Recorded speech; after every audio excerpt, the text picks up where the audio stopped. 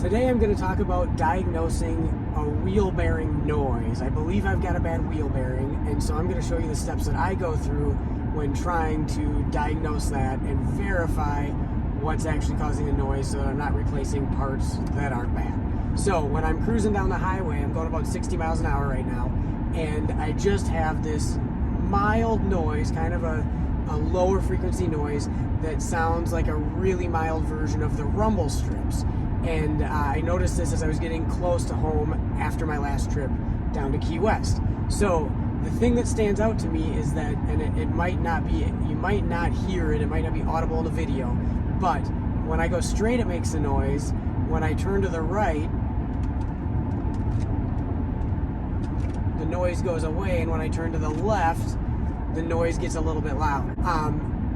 That is a key thing to helping diagnose this, because I believe that I've got a bad right front wheel bearing. It sounds like it's coming from there, but sometimes the way the noise resonates in the car, you are certain it's one side when it's actually the other, because the way the noise resonates, it's kind of coming out of that corner.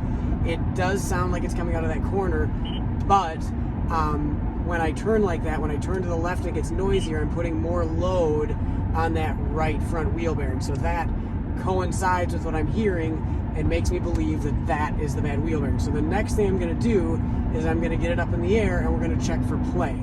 So we've got our road test done. So now I'm going to lift it up. We're going to look around, see what else we can see. One important note is how I was talking about when you turn to the right and the left and the noise changes. That is a big indication on whether or not it's a wheel bearing or some badly worn tires. Scallop or feathered are two of the terms people usually use to describe them. So that's at the top of my list of things to look for. But when you turn one side to the other and the noise varies, that's usually an indication that it is actually a wheel bearing. So we're going to look at all of that once we lift it up.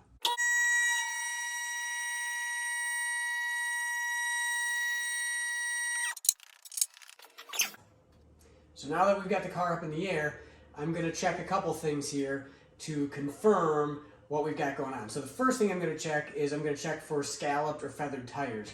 The way I do that, it's kind of a sawtooth pattern that the tread blocks wear in. And so for me, the easiest way to find that is just simply to run my hand over the tread, both the outside and the inside. We'll kind of do it down here. And you will just feel your hand glide over it or catch on it based on which way you're going if you've got that problem. This is not feeling that way. This is feeling smooth both directions, so that's telling me that it's not a tire noise. It is in fact a wheel bearing noise. The next thing I'm going to check for is play in the wheel bearing. Now a wheel bearing can be bad and be tight still but noisy. A wheel bearing can be loose and quiet, or it can be loose and noisy. This one we know is noisy, so if it's loose, then that confirms it's this one. To check for wheel bearing play, you can grab the tire in any direction, right to left, top to bottom. It'll be the same level of looseness, the same level of play in any direction. So I'm grabbing it top to bottom and it is tight. So we don't have any play, any direction. So that doesn't help us in this case, but we already know it's noisy, and we know it's not a tire, so I'm comfortable saying at this point it's a bad wheel bearing. So I'm gonna go pick up a wheel bearing and we'll change that out. Another side note here, if you have a loose tie rod end, inner or outer, you would have play right to left, but not top to bottom. If you had play top to bottom, that would be typically an indication of a bad ball joint, or control arm, bushing, something like that.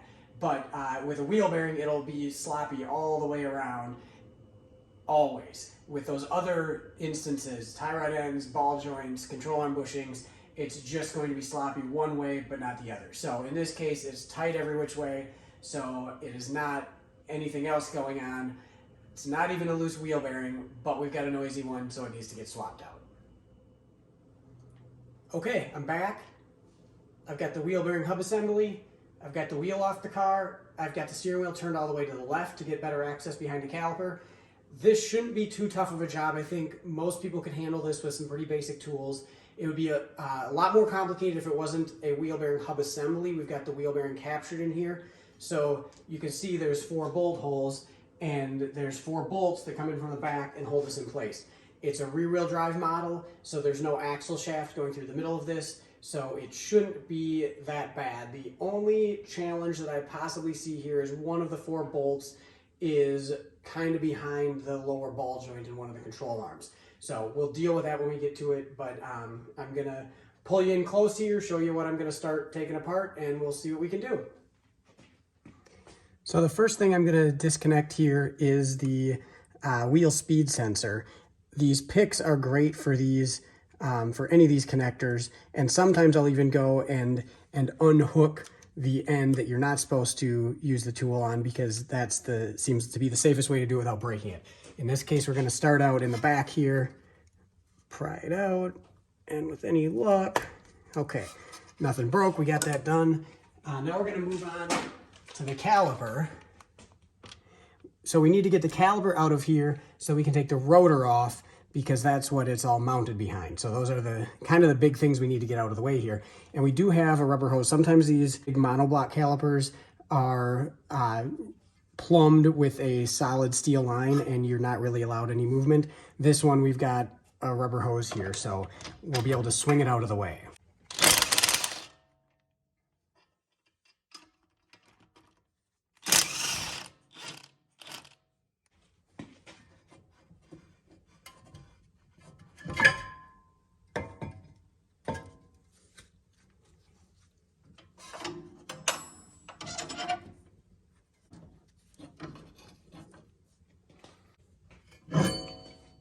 All right, so now you can see exactly what's going on.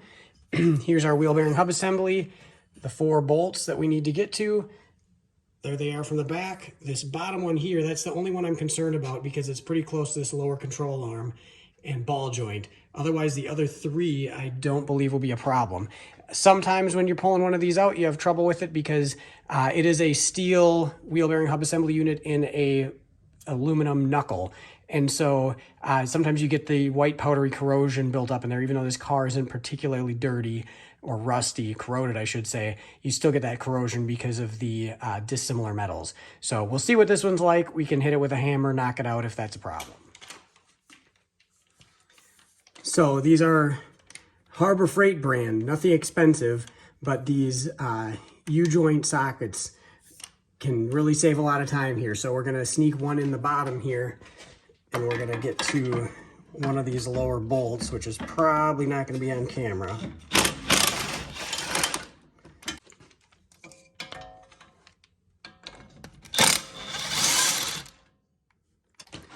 Let's see if that does the trick. All right, 3 down just like that. I should mention that the caliper bolts are 19 millimeter and these wheel bearing hub assembly bolts are 17 millimeter. Okay, so I just figured out the secret passageway here. If I take my long wrench, feed it in from the front at an angle like that, I have, with the wheel turned to the left, I have just enough clearance to sneak it in here, I think. Do I have any swing? Oh, there's not much swing to it, but I am on there pretty good. And all I need is 1 click, and that I have. It fits. So I've got the wrench trapped in here now. That's all right because this is the last bolt. So at this point, I can take a hammer and start knocking this hub out, get that clearance back to get the wrench out. And I believe that these bolts, none of them came out hard. So this one I can probably get out by hand, but we're gonna need to, we can't take the bolt out. We're obviously gonna be leaving it in there. So I'm going to extract the wheel bearing hub assembly off of this bolt as I unturn it, and then we will put the new one on, and as I install it, I'll tighten this one in by hand, and that's the way it's gonna have to go, but that's gonna be a lot easier than taking this out. All this off-camera stuff is great because it makes it look like I'm a lot faster than I actually am. So I've been fighting with this thing. So one of the things that I did here is I took 4 of these 10 millimeter bolts out, 2 on the top, 2 on the bottom, and then I could swing this and you could very easily pop that wire harness out of there, but I figured it wasn't even necessary. I swung that up out of the way, and then that gave me better access to swing my hammer at it. So what I've been doing for a while now is swinging the hammer at the back of the hub on this side, and then at the back of the hub on this side. So This thing was definitely in there really good, much more so than I anticipated. So at this point, I haven't actually dropped this out, but I know it's loose, so we're gonna give it a couple more taps here.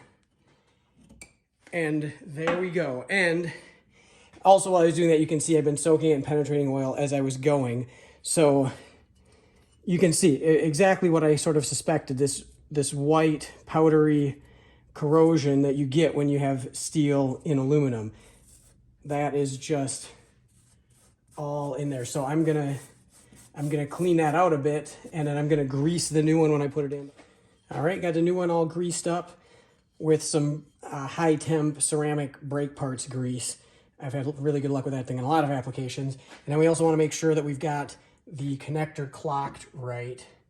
So we're going to start, I must have it lined up good because this bottom bolt is going right in by hand, which is perfect because I can't do much with a wrench. Then we're going to start the other three.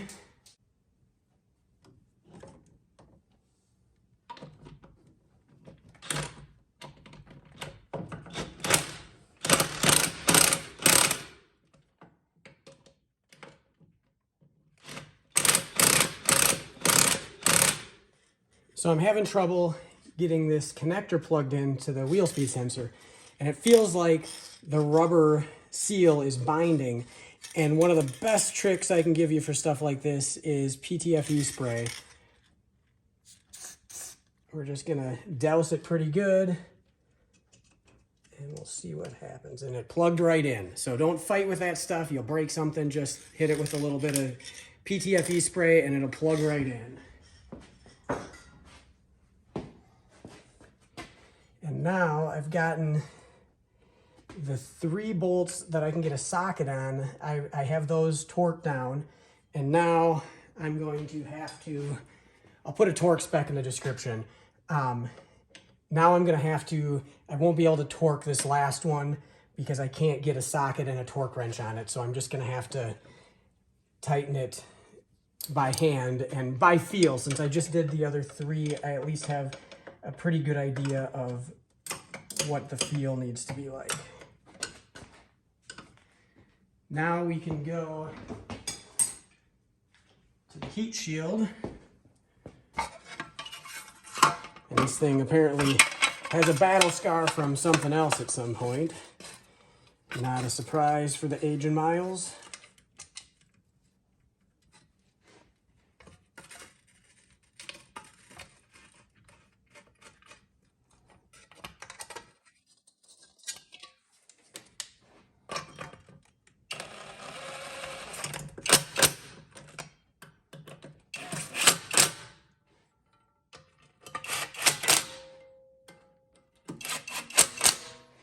Okay, we got that back on there.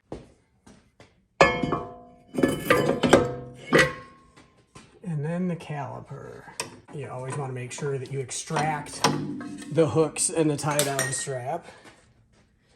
We're going to swing this caliper back around.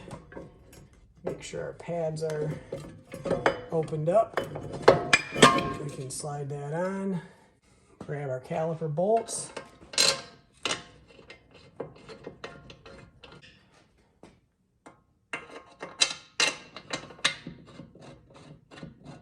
Get them started by hand.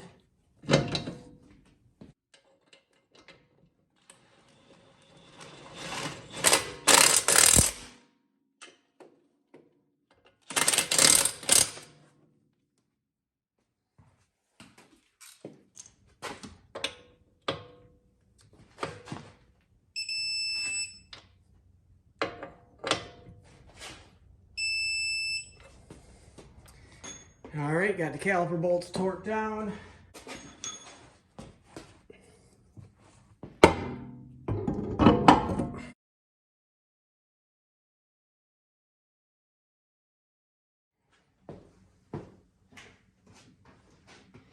And there you go. We got the wheel bearing all done. We're gonna swing the lift arms out from under it. I already got the wheel torqued down. We're gonna take it out for a spin and make sure that noise is gone. Thanks for watching.